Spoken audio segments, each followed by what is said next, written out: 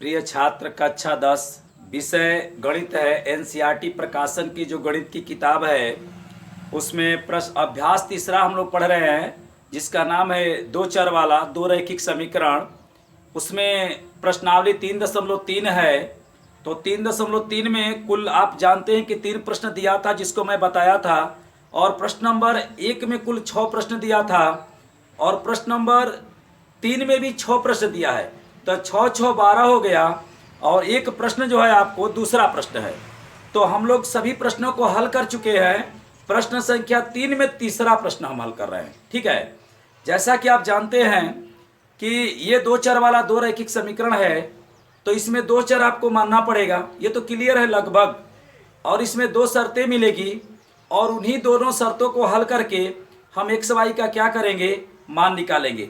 तो सबसे पहले हम लोग प्रश्न को समझते हैं, और उसके बाद शर्त के अनुसार रैखिक समीकरण बनाएंगे। दो बनेगा, और दोनों रैखिक समीकरणों को हम लोग क्या करेंगे, हल कर देंगे। तो देखिए, सबसे पहले ये है पाठ संख्या 34 है। आप एक एक पार्टों का बढ़िया से अध्ययन करिए तो आपको अच्छे तरीके से समझ में आएगा। देखिए, एक क्रिकेट टीम के कोच ने, जानते हैं ना क्रिकेट टीम का कोच किसको कहते हैं, जो खिलाड़ियों को प्रशिक्षण देने का काम करते हैं, उन्हीं को हम लोग क्रिकेट टीम का क्या बोलते हैं, कोच बोलते हैं, जो उनको सिखाते हैं। ठीक है ना। और जैसा उसने क्या किया है कि 7 बल्ला खरीदा है और 6 गेंदें खरीदा है।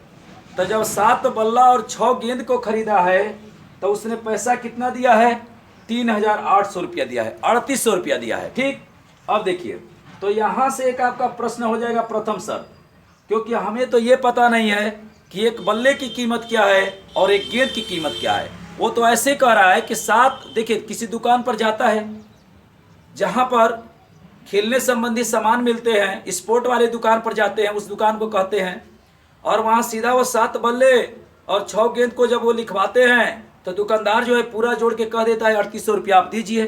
ठीक है, अब देखिए, बाद में वो पुनः जाते हैं कुछ दिनों के बाद, मान लीजिए तो 3 बल्ले और 5 गेंद खरीदते हैं तो 1,750 रुपया देते हैं।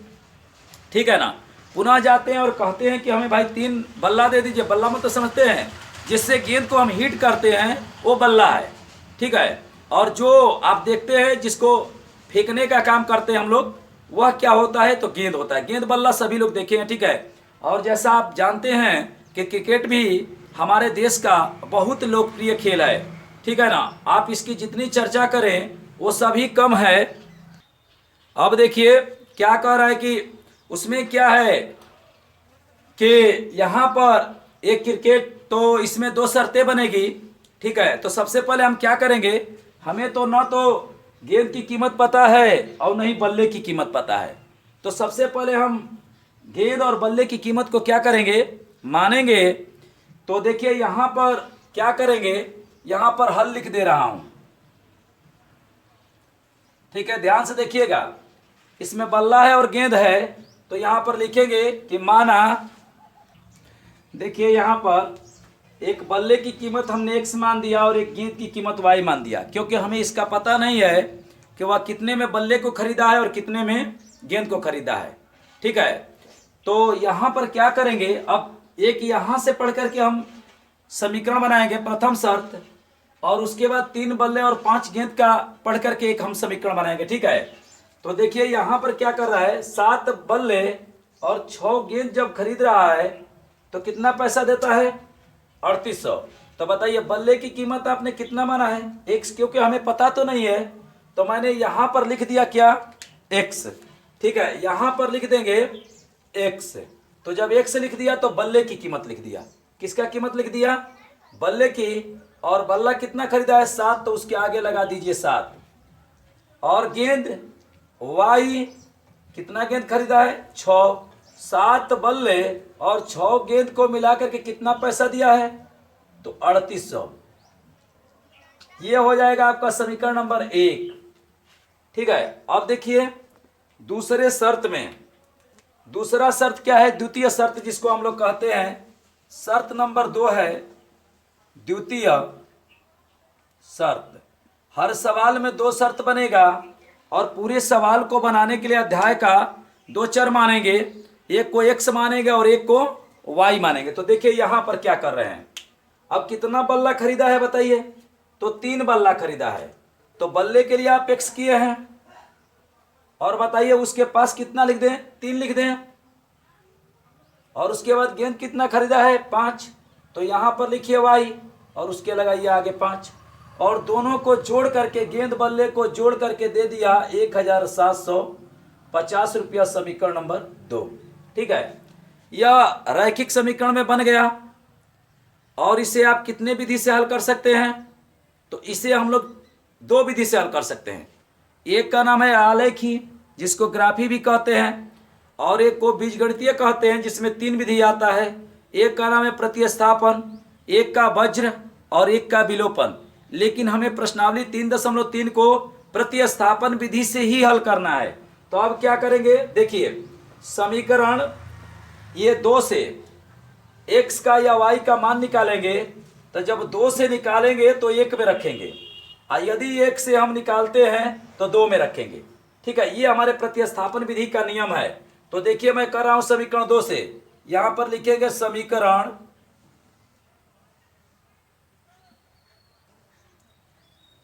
2 से, बताइए किसका मान निकाल दें, तो मैं x का निकाल रहा हूं। देखिए 3x प्लस 5y बराबर 1750।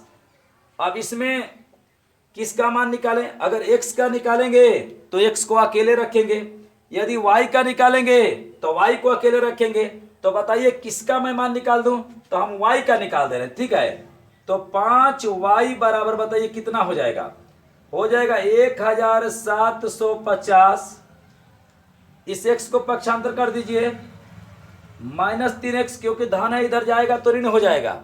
अब क्या करेंगे, y को अकेले करना है, तो y बराबर 1750 माइनस 3x, और ये गुणा है तो क्या हो जाएगा, भाग हो जाएगा।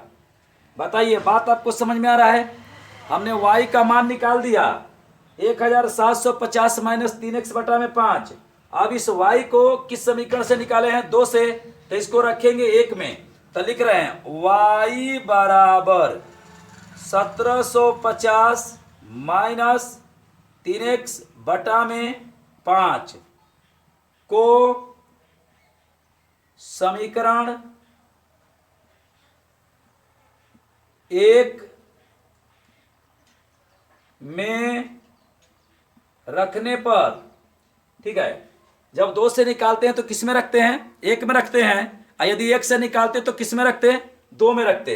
तो चलिए यहां पर मैं लिख दे रहा हूं समीकरण नंबर 1। अब 7x प्लस 6y बराबर कितना हो जाएगा, तो 3800 हो जाएगा।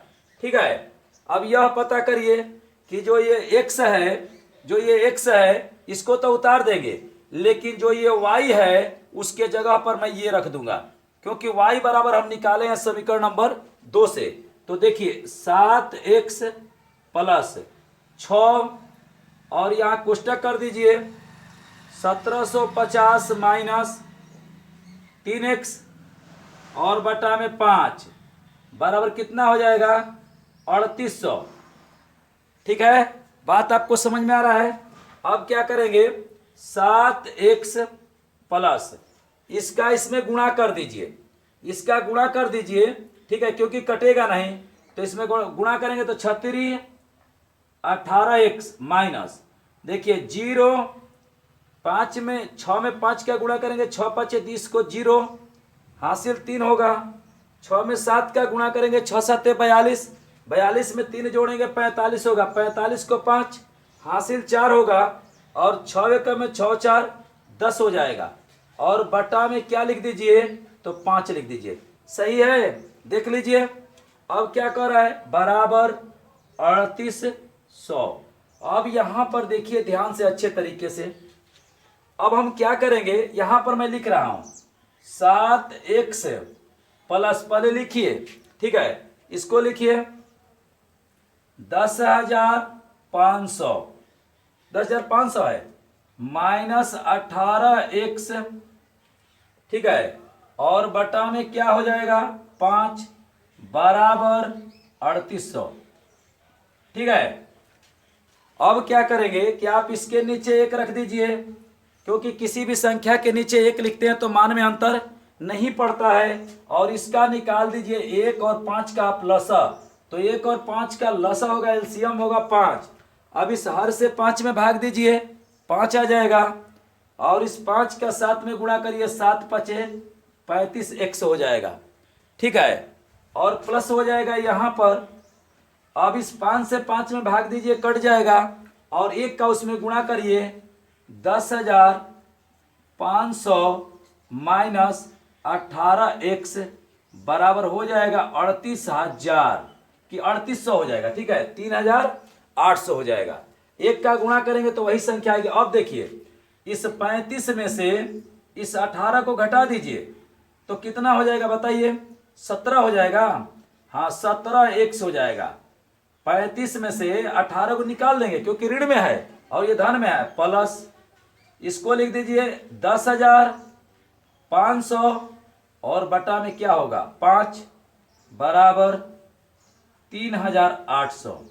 इसके नीचे 1 कर दीजिए और तिर्यक गुणा कर दीजिए। ठीक है, तिर्यक गुणा करिए तो 1 का इन सब में गुणा करेंगे तो 17x प्लस 10,500 बराबर, क्योंकि 1 का किसी भी संख्या में गुणा करते हैं तो 1 ही आता है। 5 का गुणा करिए 0 0, 8 5 40 को 0 हासिल 4 और 5 के 15 4 क्या हो जाएगा 19 हो जाएगा। ठीक है, अब क्या करिए कि चर को एक और अचर को एक और, 7x बराबर करिए 19,000 माइनस 10,500 हो जाएगा। ठीक है, ये धन होगा, पक्षांतर होगा तो ऋण हो जाएगा, तो घटाइए। देखिए यह क्या हो जाएगा तो 17x बराबर, या यहाँ पर घटा दे रहे, देखिए 19,000 में से 10,500 घटा दीजिए तो 0 हो जाएगा, यहाँ पर 0, 10 में से 5 गया 5 और यहाँ पर हो जाएगा 8 और ये कट गया। ठीक है, कितना आ गया बताइए 8500। ठीक है, अब इसको मिटा दीजिए और ये गुणा है तो x बराबर कितना हो जाएगा 8500 बटा में 17, तो x बराबर 17 5 85 500। बताइए एक बल्ला वो कितने रुपए में खरीदा था? तो 500 रुपये में खरीदा था, क्योंकि हमने बल्ले की कीमत x माना है। अब इस x के मान को किसी भी समीकरण में रखिए, 1 में रखेंगे निकल जाएगा, 2 में रखेंगे निकल जाएगा, यहां रखेंगे तो और सुपर निकलेगा। ठीक है, लेकिन चलिए x का मान समीकरण कितने में रख दें बताइए? x का मान कितने में रख दें? तो चलिए समीकरण 1 में रख दे रहे हैं। 1 में रखने पर, ठीक है, तो समीकरण 1 को लिख देते हैं 7x प्लस 6y बराबर 3800। ठीक है, अब क्या करें 7 गुणे, यहां पर x के जगह पर रख दीजिए 500 प्लस 6y बराबर 3800। सही है, 7 के इसमें गुणा करिए, 7 5 क्या होगा 3500 प्लस ये 6y उतार दीजिए और बराबर 3800। अब क्या करें इस 3500 को उधर पक्षांतर कर दीजिए तो 6y होगा 3800 माइनस 3500, ये धन है उधर ऋण हो जाएगा। 6y बराबर कितना हो जाएगा 3800 में 3500 जाएगा तो 300 हो जाएगा। ठीक है, अब बताइए y बराबर क्या हो जाएगा? तो ये गुणा है भाग हो जाएगा, 6 5 30 50। अब हमें एक बात बता दीजिए कि वह एक बल्ला कितने में खरीदता था? तो 500 में। ठीक है, बल्ले की कीमत कितनी हो गई 500 और गेंद की कीमत कितनी हो गई? देखिए ये बल्ले की कीमत है। ठीक है, ये क्या है बल्ले की कीमत है, क्योंकि बल्ला आपने x माना है, और ये किसकी कीमत है? गेंद की कीमत है, क्योंकि आपने गेंद को y माना है। ठीक है, तो अब आपको बात समझ में आ चुका होगा। आप लिख दीजिए उत्तर में कि एक बल्ले की कीमत x बराबर 500 और एक गेंद की कीमत y बराबर 50। जैसा आप जानते भी हैं कि बल्ला बड़ा होता है और गेंद छोटा होता है। ठीक है, तो इस प्रकार से प्रश्न